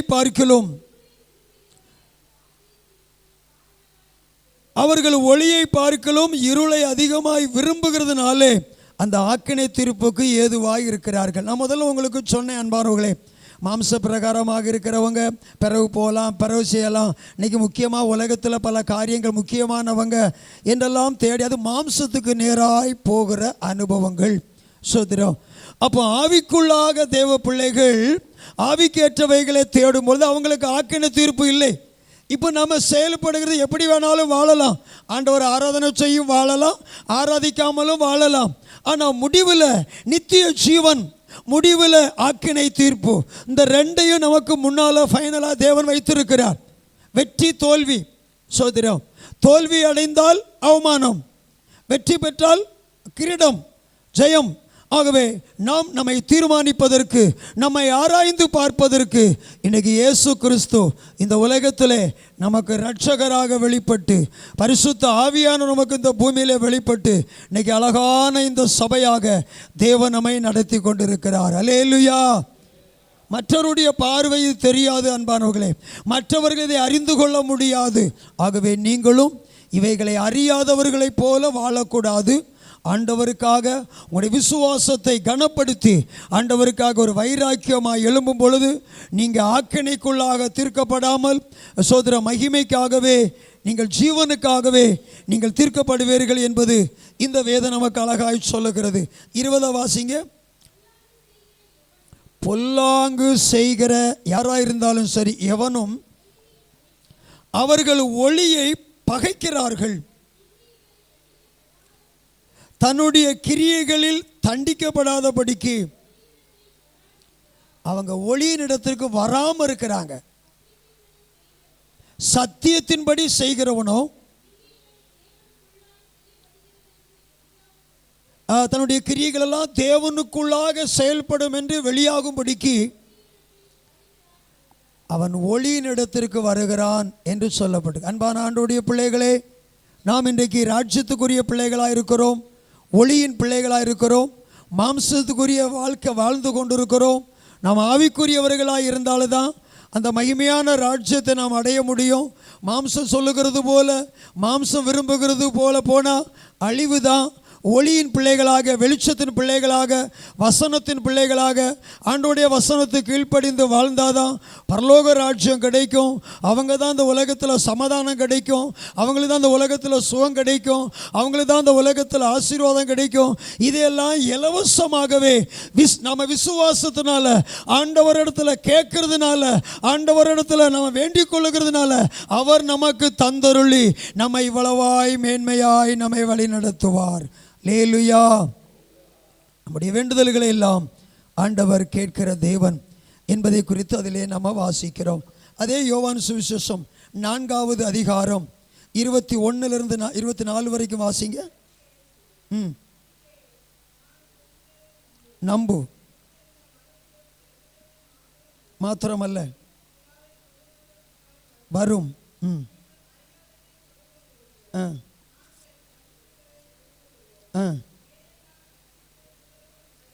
ரட்சிப்பு யூதர் வழியாக, இயேசு கிறிஸ்து வழியாக வருகிறது. உண்மையாய் தொழுது கொள்ளுகிறவர்கள், ஒளியின் பிள்ளைகள், உண்மையாய் தொழுது கொள்ளுகிறவர்கள் பிதாவை ஆவியோடும் உண்மையோடும் தொழுது கொள்ளுங்கள். தொழுது கொள்ளும் காலம் வரும், அது இப்பொழுதே வந்திருக்கிறது. தம்மை தொழுது கொள்ளுகிறவர்களை இப்படிப்பட்டவர்களாய் இருக்கும்படிக்கு பிதாவானவர் மீட்கிற காலம் வந்துவிட்டது. பிதாவுடைய விருப்பம் வந்துவிட்டது. பரிசுத்த ஆவியானவர் இன்றைக்கு ஆளுகை செய்து கொண்டிருக்கிறார். பரிசுத்த ஆவியானவர் பலமாய் கிரியை செய்து கொண்டிருக்கிறார். பரிசுத்த வாழ்வுக்காக, பரிசுத்த ராஜ்யத்திற்காக ஆண்டவர் பலமாய் செயல்பட்டு கொண்டிருக்கிறார். கர்த்தரை ஆராதிக்கிற பிள்ளைகள் உண்மையாய் ஆராதிக்கணும். கடமைக்காக ஆராதிக்க கூடாது, பரிசுத்த ஆவியோடு ஆராதிக்கணும். வந்த உடனே ஜெபம் பண்ணும்போது ஆவியானவர் என்னை நிரப்பும், என் உள்ளத்தை நிரப்பும். நான் உம்முடைய சமூகத்தில் மனமகிழ்ச்சியை ஆராதிக்கணும். எனக்குள்ளே பெரிய பாரம் இருக்கிறது, எனக்குள்ளே ஒரு பயங்கர போராட்டம் இருக்கிறது, என்னுடைய வாழ்க்கையில் பல தடைகள் இருக்கிறது. இவைகளெல்லாம் மேற்கொள்ளத்தக்கதாக உம்முடைய வல்லமையினால் நிரப்பும், உம்முடைய அபிஷேகத்தினால் நிரப்பும். நான் உலகத்தை ஜெயிக்க, பிசாசை ஜெயிக்க, எனக்கு முன்னால் எதிரடையாய் வருகிற ஆயுதங்களை ஜெயிக்க, ஓ தேவனாகிய கர்த்தர் எனக்கு அந்த நல்ல கிருபையை தாரும் அப்படின்னு தேவ சமூகத்துக்கு வரும் பொழுது அந்த உன்னத பலத்திற்காக தேவனோடு போராடணும். அதுதான் பரிசுத்த ஆவிக்காக, பரிசுத்த ஆவியினால் நடத்தப்படுகிற பிள்ளைகள். அப்படி இல்லைன்னா ஊழியக்காரங்க இந்த ஜனங்களை நல்லா உற்சாகப்படுத்தணும், விடுதலை உண்டாகணும், இவங்க ஆவியில் நிரம்பணும், இவங்க தீர்க்க தரிசனம் உரைக்கணும், இவங்க பலப்படணும், நல்லா துள்ளி குதித்து ஆடணும். அந்த ஒரு உணர்ச்சி எனக்குள்ள மட்டும் இருந்தால் அது இந்த சபையில், இந்த ஜனங்களுக்குள்ள யாருக்குள்ளேயும் கிரியை செய்ய முடியாது. சோதரா. ஆகவே ஆண்டோடைய சமூகத்தில் கர்த்தரை துதித்து ஆராதனை செய்யும் பொழுது முழு உள்ளத்தோடு பரிசுத்த ஆவியானவரே உம்முடைய விசேஷித்த அன்பினால் எனக்கு ஒரு புதிய அடையாளத்தை தாரும், ஒரு வார்த்தையை தாரும், என்னோடு பேசும். அவர் நம்முடைய இருதயத்தை பார்க்கிறவர். இஸ்ரவேல் ஜனங்களுக்கு நியாயப்பிரமாணத்தை ஆண்டவர் கொடுக்கும் பொழுது இஸ்ரவேல் ஜனங்கள் சொன்னாங்க மோசேயை பார்த்து, மோசே, தேவன் எங்களோடு பேசணும், நாங்கள் செத்து போயிடுவோம், உம்மோடு பேசட்டும், நீர் சொல்கிற வார்த்தையை மட்டும் நாங்கள் கேட்குறோம் அப்படின்னு சொன்ன வார்த்தையை கர்த்தர் கேட்டார். கர்த்தர் சொல்கிறாரு, அந்த ஜனங்கள் சரியாக சொன்னாங்க, அந்த ஜனங்கள் சரியாக சொன்னாங்க, அவங்க சொன்னதை நான் கேட்டேன், ஆகையினால அவங்க சொன்னது போல் உனக்கு பயந்து இருக்கட்டும், நான் சொல்கிற வசனத்தை நீ அவங்களுக்கு சொல்லு, அவங்க இப்படி இருக்கட்டும் என்று ஆண்டவர் சொன்னார். அன்பானவர்களை, ஆண்டவர் கவனித்து கொண்டே இருக்கிறார். இந்த ஆலயத்துக்குள்ளே வரும்பொழுது கவனிக்கிறார், நீங்கள் நடக்கிறத கவனிக்கிறார், செய்கிறத கவனிக்கிறார், சகலவத்தை ஆண்டவர் பார்த்து கொண்டு இருக்கிறார். நம்ம பேசுகிறதெல்லாம் அவர் கேட்டுக்கொண்டே இருக்கிறார். ஆகவே எனக்கு அன்பான ஆண்டவருடைய பிள்ளைகளே, நாம் ஆண்டவருடைய வருகைக்காக பரிசுத்த ஆவியானவரை தொழுது கொள்ளுகிறவர்கள் உண்மையாய் நாம் ஆண்டவரை தொழுது கொள்ள வேண்டும். ஆவியோடு நாம் ஆண்டவரை ஆராதிக்க வேண்டும். பிதாவானவர் அதை விரும்புகிறார். பரிசுத்த ஆவியோடு தொழுது கொள்ள வேண்டும் என்று பிதா விரும்புகிறார். அவருடைய விருப்பத்தை நாம் செய்ய வேண்டும், பிதாவுடைய சித்தத்தை நாம் செய்ய வேண்டும். ஆகவே அதை தான் ஆண்டவர் விரும்புகிறார். தொடர்ந்து வாசிங்க. தேவன் ஆவியா இருக்கிறார்.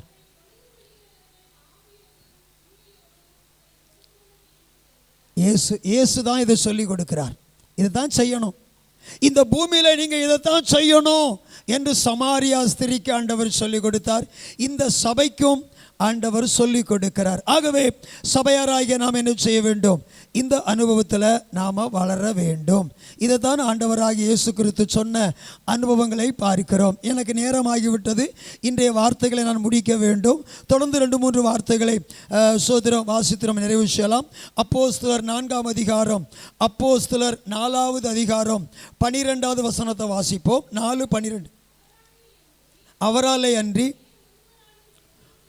அப்போஸ்தலர்களாகிய சோதரம் சீசர்கள் சொல்லுகிறாங்க, இவர்கள் பரிசுத்த ஆவியை பெற்ற பிறகு பரிசுத்த ஆவியானவரால் வழிநடத்தப்படும் பொழுது உலகத்திலே ஜனங்கள் ரட்சிக்கப்பட வேண்டும், உலகத்திலே ஜனங்கள் மீட்கப்பட வேண்டும், கிறிஸ்துவுடைய ராஜ்யத்துக்கு வர வேண்டும், அழிவுக்கு நேராக ஆக்கினைக்கு நேராக போகக்கூடாது என்பதற்காக அப்போஸ்தலருடைய உள்ளங்களிலே ஆண்டவரால் தூண்டப்பட்டு ஆவியானவரால் ஏவப்பட்டு சிறைச்சாலையில் அடைக்கப்பட்டு இருந்தவர்களை விடுதலையாக்கி அவர்களை கொண்டு போய் பட்டணத்திலே கொண்டு போய் ஆண்டவர் நிறுத்தி சொல்லுகிறார், இவரை அல்லாமல் ரட்சிப்பு இல்லை, இயேசு கிறிஸ்துவை அல்லாமல் ரட்சிப்பு இல்லை, இவரே வானத்திலும் பூமியிலும் ரட்சிக்கிறவராய் இருக்கிறார் என்பதை தைரியமாய் பிரசங்கித்தார்கள்.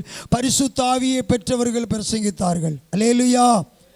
ஆக்கினையிலிருந்து நித்திய ஜீவனுக்காக மீட்கப்படும்படியாக இவர்களுக்கு பிரசங்கித்தவர்கள் அப்போஸ்தலர்கள். அப்போஸ்தலர்கள் பரிசுத்த ஆவியினால நிரப்பப்பட்ட பின்பு இந்த வார்த்தைகளை பிரசங்கித்த அனுபவங்களை அங்கே நாம் பார்க்கின்றோம். அதே போல சோதரம் ரோமர் புஸ்தகம் 9வது அதிகாரம், சோதரம் ரோமரின் புஸ்தகம் 9வது அதிகாரம் அதனுடைய ஸ்தோத்திரம் 27 சில வசனங்களை வாசிப்போம்.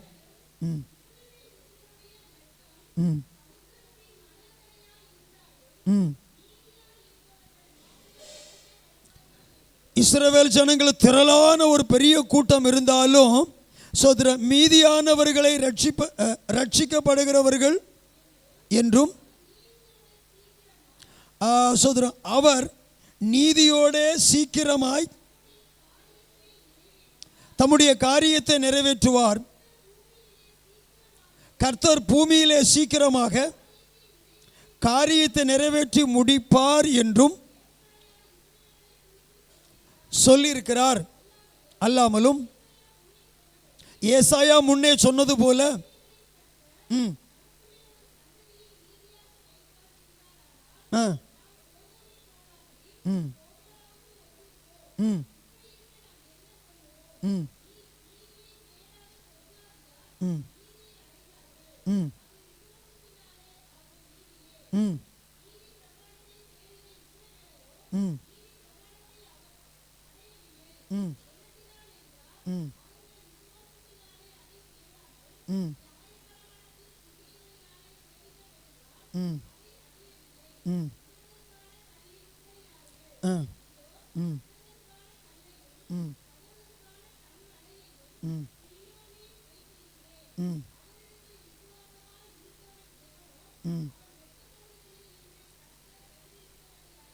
ஆமென். அன்பானவர்களை, பரிசுத்த பவுல் ஒரு ஆலோசனையாய் சபைக்கு சொல்லுகிறார். நியாயப்பிரமாணத்தின்படி தேடுகிறவர்களும் மாம்சத்துக்குரியவைகளை தேடுகிறார்கள்.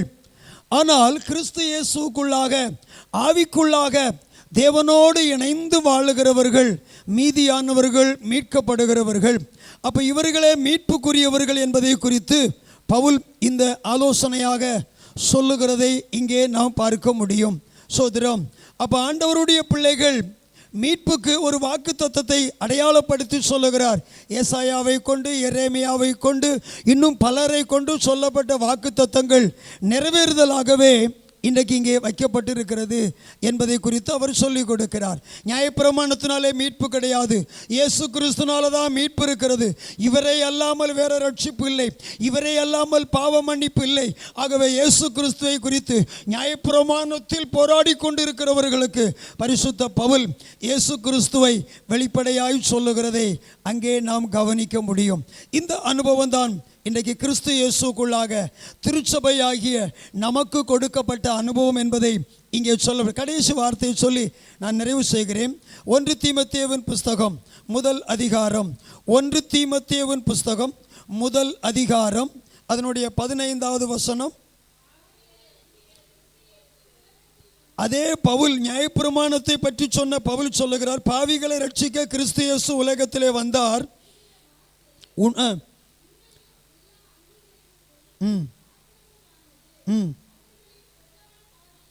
இப்போ இங்கே சொல்லுகிறார், சோதரம், இந்த ரட்சிப்பானது யார் மூலமாக உண்டாகிறது என்று சொன்னால் இயேசு கிறிஸ்து மூலமாகவே உலகத்திற்கு ரட்சிப்பு உண்டாக்கப்பட்டிருக்கிறது. ஆகவே நியாயப்பிரமாணத்தின்படி வாழ்ந்த நான் என்னை நீதிமானாய் ஆண்டவர் மாற்றியிருக்கிறார் என்பதை குறித்து அவர் சொல்லுகிறார். இப்போ இவர் சொல்லும் பொழுது எல்லாமே எதை மையப்படுத்தி சொல்லுகிறார் என்று சொன்னால் கிறிஸ்து இயேசுதான் ரட்சிப்பு உண்டாக்கப்பட்டிருக்கிறது என்பதை பற்றி சொல்லுகிறார். கிறிஸ்து இயேசுவை விசுவாசிக்கிறவர்கள் ஒளியின் பிள்ளைகள் என்பதை நான் உங்களுக்கு அடையாளப்படுத்தி சொல்லியிருக்கிறேன். கிறிஸ்து இயேசுவோடு இணைந்து வாழுகிறவர்கள் பரிசுத்த ஆவியானவருடைய உதவியோடு தான் நாம் கிறிஸ்து இயேசுக்குள்ளான ஒரு நிறைவுக்குள்ளாகவே நாம் மாற்றப்பட முடியும். அப்படி இல்லாமல் இந்த உலகத்திலே கிறிஸ்து இயேசுவோடு இணைந்து வாழ முடியாது. ஏனென்றால் பாவிகளை ரட்சிக்கிறது இயேசு கிறிஸ்துவுடைய இரத்தமே. ஆகவே அவருடைய இரத்தம் பாவிகளாகிய நம்மை ரட்சித்து கிறிஸ்து இயேசுவோடு இணைந்து அந்த நித்தியத்திற்காக தேவன் நம்மை ஏற்படுத்தி இருக்கிறார் என்பதை இந்த வாக்கியம் சொல்லுகிறது. அதே சோதரம் தீமோத்தேயு 2 அதனுடைய 4 வாசிக்கும் பொழுது, எல்லாரும் ரட்சிக்கப்படவும் சத்தியத்தை அறிகிற அறிவை அடையவும் ஆண்டவராய் இயேசு சித்தமுள்ளவராக இருக்கிறார், பிதா சித்தமுள்ளவராக இருக்கிறார். எல்லாரும் பரிசுத்த ஆவியை பெறணும், பரிசுத்த ஆவி மூலமாக தேவனை ஆராதிக்க வேண்டும் என்பது பிதாவுடைய விருப்பம். இயேசு கிறிஸ்துவுடைய விருப்பமும் எல்லா மனுஷரும் ரட்சிக்கப்படணும், எல்லாரும் வசனமாகிய சத்தியத்தை அறிகிற அறிவை அடையவும் அவர் சித்தமுள்ளவராய் இருக்கிறார். ஆண்டவருடைய சித்தத்தை அறிந்து அவருக்கு பிரியமானதை செய்கிறவன் யார்? அவருடைய இரத்தத்தினால் கழுவப்பட்டவர்கள், பரிசுத்த ஆவியை பெற்றுக்கொண்டவர்கள். இவர்கள் தான் கர்த்தரை ஆராதிக்க முடியும், இவர்கள் தான் கர்த்தருக்காக வாழ முடியும், இவர்கள் தான் நித்திய ஜீவனை சுதந்திரித்துக் கொள்ள முடியும். இத்தனை அனுபவங்களையும் அறியாதவர்கள், தேடாதவர்கள் நாம் ராஜ்யத்தை சுதந்திரித்துக் கொள்ள முடியாது என்பதை குறித்து தீர்க்கமாய் கர்த்தருடைய வார்த்தை சொல்லுகிறது. வெளிப்படுத்தல் 7ஆம் அதிகாரத்தில் கடைசி வேத பகுதி சொல்லுகிறதை பார்க்க முடியும். வெளிப்படுத்தல் 7:9 சில வசனங்களை வாசிங்க. Mm.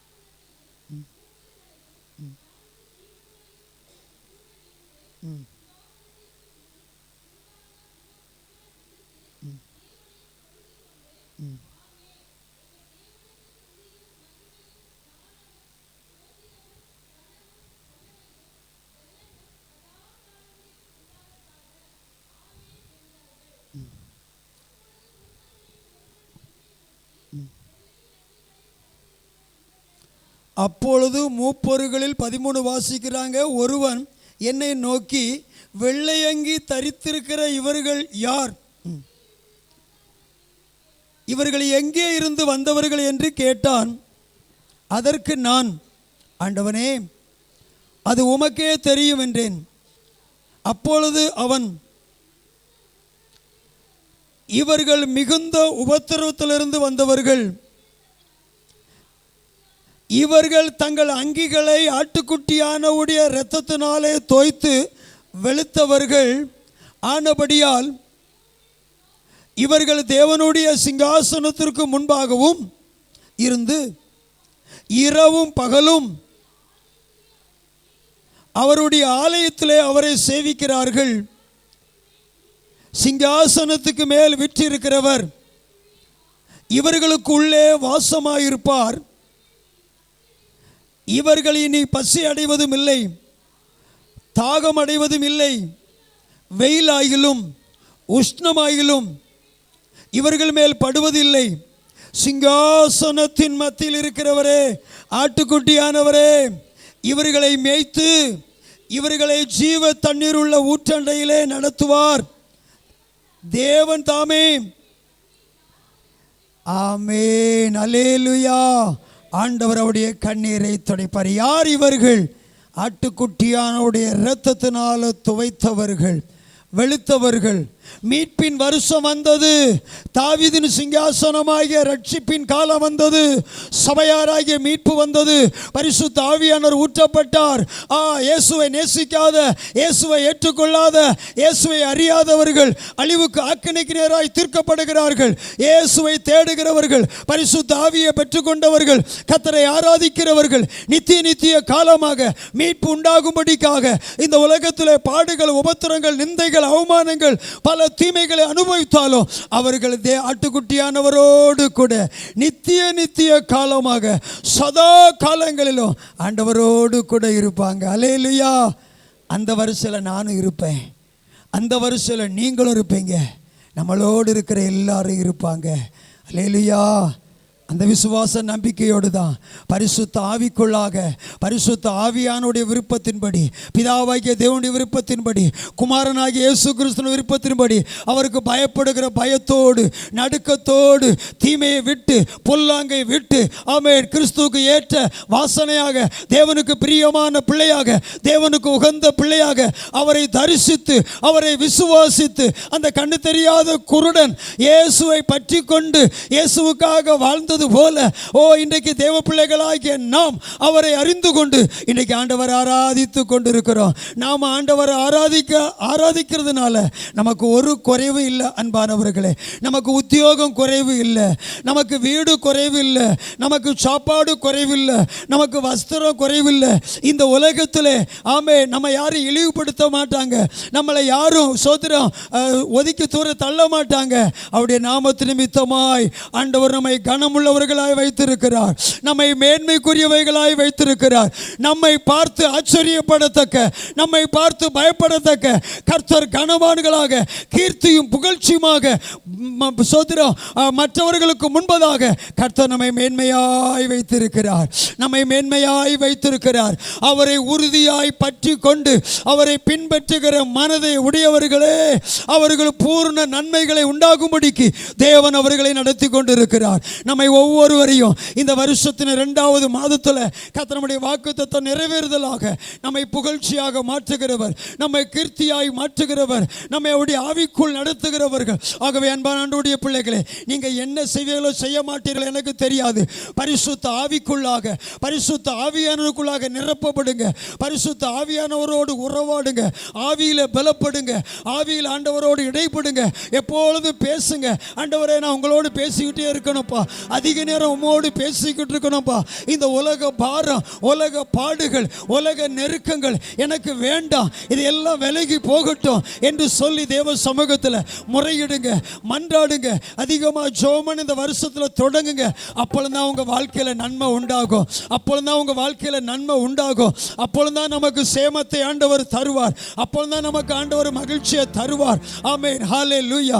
நாம் ஆண்டவருடைய சமூகத்தில் பரிசுத்த ஆவிக்குள்ளாக, பரிசுத்த ஆவிக்குள்ளாக, பரிசுத்த ஆவிக்குள்ளாக எப்பொழுது காணப்பட வேண்டும். அவர் நமக்கு தருவார், பரிசுத்த ஆவியை நமக்கு தருவார், எல்லாருக்கும் தருவார், எல்லாருக்கும் ஆண்டவர் தருவார், எல்லாருக்கும் ஆண்டவர் தருவார். ஆமென், ஹல்லேலூயா, ஹல்லேலூயா, ஹல்லேலூயா.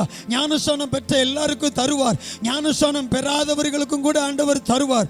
மாம்சமான யாவர் மேலும் என் ஆவியை ஊற்றுவேன் என்று சொல்லியிருக்கிறார். ஆகவே எனக்கு அன்பான ஆண்டவருடைய பிள்ளைகளே, எல்லாரும் பரிசுத்த ஆவியினால நிரப்பப்படும்படியாக, பரிசுத்த ஆவியினால நாம் இந்த உலகத்தில் சாட்சியாய் வாழும்படியாக, அப்போஸ்தலர்களைப் போல இயேசு சொன்ன வார்த்தையின்படியாக நம்மை ஆண்டவர் பலப்படுத்தும்படியாக எல்லாரும் பலப்படுங்க, பலப்படுங்க, ஆவியில பலப்படுங்க.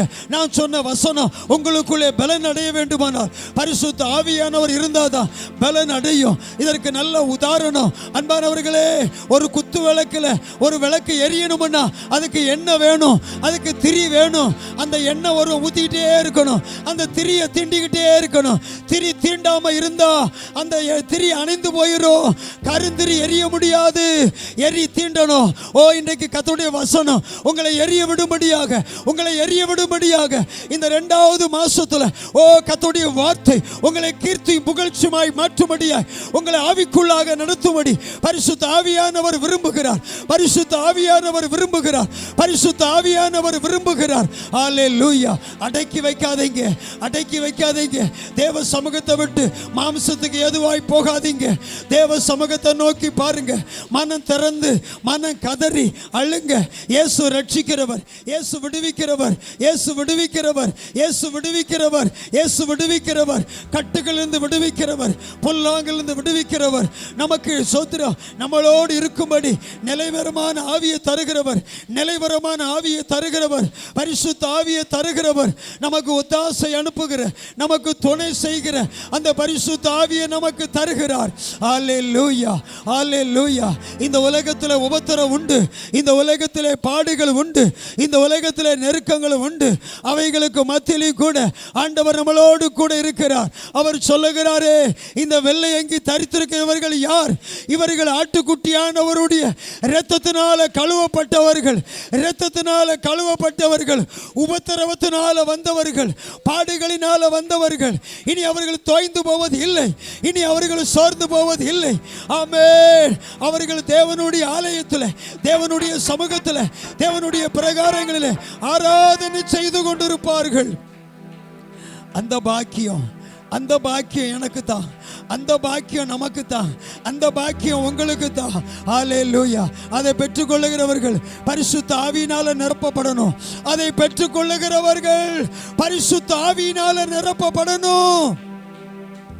ஹல்லேலூயா, ஹல்லேலூயா, ஹல்லேலூயா, ஹல்லேலூயா, ஹல்லேலூயா.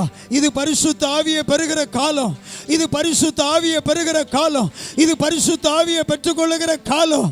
ஹல்லேலூயா, ஹல்லேலூயா, ஹல்லேலூயா, ஹல்லேலூயா,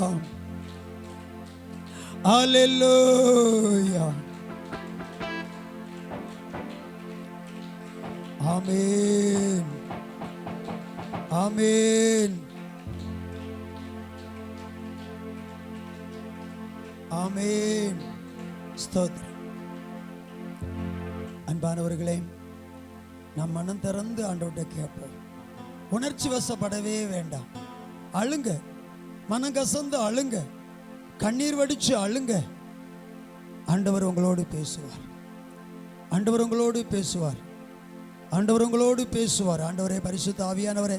தாவீது அழுதார், தாவீது அழுதார். எப்போ அழுதார்? நாத்தான் தீர்க்கதரிசி சொன்னார். சோதரம், வழிபோக்கனுக்கு சோதரம், ஒரு தலைவன் சோதரம், நிறைய ஆடு இருந்தாலும் அவன் பக்கத்தில் ஒரு ஏழை மனுஷன் வீட்டில் ஒரே ஆடு இருந்துச்சு. அதை பிடிச்சிட்டு வந்து அதை சமைச்சு போட்டுட்டான். சோதரம், அவள் ஒரு பெரிய தீமை செய்து விட்டான் என்று சொன்ன உடனே தாவீது சொன்னான், அப்படிப்பட்டவனை கொலை செய்ய வேண்டும், அப்படிப்பட்டவன் துண்டிக்கப்பட வேண்டும், அவன் நீதான் என்று தீர்க்கதரிசி சொன்ன பொழுது அழுதான், மனக்கசந்து அழுதார். தாவீது அழுதார். ஆண்டவரே, நான் பாவி, ஆண்டவரே, நான் துர்க்குணத்தில் உருவானேன் என்று அழுதார். தாவீது மனம் உடைந்து அழுதார். சோதரம். ஆண்டவர் தாவீதை தூக்கி எடுத்தார். ஆண்டவர் தாவீதை தூக்கி எடுத்தார். பரிசுத்த ஆவியானவர் நம்மை தூக்கி எடுக்கிற தெய்வம். அவர் அழும்பொழுது சொல்லுகிறார், ஆண்டவரே பரிசுத்த ஆவியை என்னை விட்டு எடுத்துக்கொள்ளாதையும் என்று அழுதார். பரிசுத்த ஆவி அவருக்குள்ள இருந்தபடினால நிலை நின்றார். பரிசுத்த ஆவியானவர் நம்மை நிலை நிறுத்துவார். பரிசுத்த ஆவியானவர் நம்மை நிலை நிறுத்துவார், நம்மை பலப்படுத்துவார். நம்மை விழுந்து போனாலும் நிறுத்துகிறது பரிசுத்த ஆவியானவர். அவர் இல்லாமல் செயல்பட முடியாது. அவரை வேண்டிக் கொள்ளுங்க, அவரை பற்றி கொள்ளுங்க, அவரை பிடித்துக் கொள்ளுங்க. நிலை நிற்க முடியும், ஜெயிக்க முடியும். ஆண்டவர் நமக்கு உதவி செய்வார். ஆண்டவர் நமக்கு உதவி செய்வார். ராத்திரி நேரத்தில் அழுங்க, தனிப்பட்ட நேரத்தில் அழுங்க, ஏதோ ஒரு இடத்தை பிடித்து அழுங்க. கர்த்தர் உங்களோடு இடைப்படுவார். ஆகார் அழுதாள், வனாந்தரத்தில் அழுதாள், புறம்பே தள்ளப்பட்ட நிலைமையோடு அழுதாள். கர்த்தர் அழுகையின் சத்தத்தை கேட்டார். கர்த்தர் அழுகையின் சத்தத்தை கேட்டார். அழுகிறவர்களுக்கு மீட்பு உண்டு, அழுகிறவர்களுக்கு மறு உத்தரவு உண்டு. அவர் அழுகிற சத்தத்தை கேட்கிறார். அவருடைய கூக்குரலை ஆண்டவர் கேட்கிறார். அவருடைய உடைந்த உள்ளத்தை ஆண்டவர் பார்க்கிறார். உடைந்த நொறுங்குண்ட இருதயத்தை ஆண்டவர் புறக்கணிக்க மாட்டேன் என்று சொல்லியிருக்கிறார். நறுங்குண்டதை புறக்கணிக்க மாட்டேன் என்று சொல்லியிருக்கிறார். இன்னைக்கு அநேக உள்ளம் உடைவதற்கு இடம் கொடுக்கல. சோதரம் சோதரம் உடைக்கும் பொழுது, நம்முடைய இருதயம் உடைந்து கதறும் பொழுது ஆண்டவர் பரலோகத்திலிருந்து மறு உத்தரவு தருவார். நமக்கு அடுத்த நிமிஷமே நமக்கு பதில் தருவார். கர்த்தருடைய சமூகத்தில் கேளுங்க, கர்த்தருடைய சமூகத்தில் வேண்டிக் கொள்ளுங்க, கர்த்தரை உறுதியாய் பற்றி கொள்ளுங்க. ஆண்டவர் தொடர்ந்து நம்மை பலப்படுத்துவார், தொடர்ந்து நம்மை பலப்படுத்துவார். நன்றி தகப்பனே, நன்றி தகப்பனே, நன்றி தகப்பனே, நன்றி தகப்பனே. ஸ்தோத்திரம்பா, ஸ்தோத்திரம்பா, ஸ்தோத்திரம்பா, ஸ்தோத்திரம்பா, ஸ்தோத்திரம்பா, ஸ்தோத்திரம்பா, ஸ்தோத்திரம்பா, ஸ்தோத்திரம்பா. நீர் எங்களோடு இடைப்பட்ட வார்த்தைகளுக்காக ஸ்தோத்திரம்பா தகப்பனே. உமக்கு ஸ்தோத்திரம், ஸ்தோத்திரம், ஸ்தோத்திரம். ஆமென். நம்ம எல்லாருக்கும் ஸ்தோத்திரம் பண்ணுவோம். பரிசுத்தம் அன்பு நிறைந்த எங்கள் பரலோக பிதாவே, இந்த நாட்கள் உம்முடைய பாதத்தில் அமர்ந்திருந்து எரேமியா 33 அதிகாரம் 9வது வசனத்தில் மைய கருத்தாக நாங்கள் வசனத்தை தியானித்து, ஆண்டவரே இன்றைக்கு நாங்கள் உம்முடைய வாக்குத்தத்தின் பிள்ளைகளாக பரிசுத்த ஆவியானுடைய உதவியோடு உம்முடைய ராஜ்யத்தில் உம்முடைய சமூகத்தில் நாங்கள் நிற்கும்படியாக நீர் எங்களை ஏற்படுத்தி வைத்திருக்கிறீங்கப்பா. அந்த மேலான பாக்கியத்தை நாங்கள் தியானிக்கும்படி இந்த 3 வாரங்களாக எங்களை கற்றுத்தந்த வேத பகுதிகளை நாங்கள் ஆராய்ந்து பார்க்கிறோம். இனி எங்களுக்கு தொடர்ந்துள்ள நாட்களின் கருகலான பாதைகளை நாங்கள் கவனித்து நாங்கள் உத்தமமாய் எங்களுடைய அடிகள் ஒவ்வொன்றும் உம்முடைய வெளிச்சத்தில் உம்முடைய சத்தியத்திலும் நடக்கத்தக்கதாக தொடர்ந்து நீர் எங்களோடு கூட பேசும். நாங்கள் கூடி வரும் பொழுது 3வது மாதத்தின் முதல் நாள் ஒரு வாக்குத்தத்த வசனத்தோடு வருவோம். அன்றைக்கு நீர் எங்களுக்கு எதை வைத்திருக்கிறீரோ அவை நாங்கள் பற்றி கொண்டு தொடர்ந்து ஓட எங்களை வழி நடத்தும். நல்ல ஆவியானவர் தொடர்ந்து நடத்துங்கப்பா. தெய்வ மக்கள் மேல உம்முடைய கரம் இருக்கட்டும். மன கவலையோடு பாரத்தோடு ஆண்டவரை என்ன சூழ்நிலையோடு வந்தார்கள் எனக்கு தெரியாது. அவர்கள் போகும் பொழுது விடுதலையோடு சமாதானத்தோடு நிறைவோடு கடந்து செல்ல ஆண்டவர் உதவி செய்யுங்கப்பா. தேவ சமாதானம் திருச்சபையின் மக்களோடும் பிள்ளைகளோடும் தங்கி இருக்கட்டும். சத்ருவு காணாதபடிக்கு விலைக்கு பாதுகாத்துக் கொள்ளுங்கய்யா.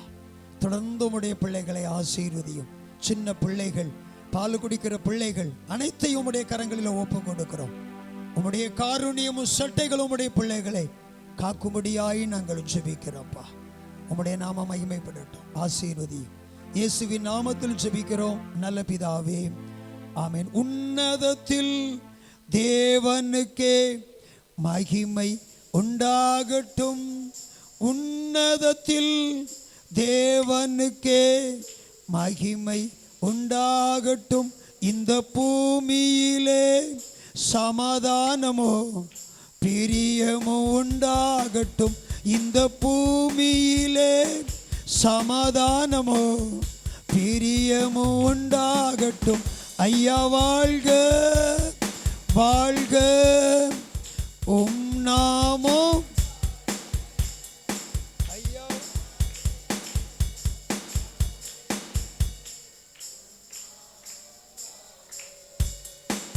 அல்லேலூயா. என் ஆத்துமாவே கர்த்தரை ஸ்தோத்திரி, என் முழு உள்ளமே பரிசுத்த நாமத்தை ஸ்தோத்திரி. என் ஆத்துமாவே கர்த்தரை ஸ்தோத்திரி, அவர் செய்த சகல உபகாரங்களையும் மறவாதே. ஆமென். சமாதானத்தோடே போய் வருவோம். கர்த்தர்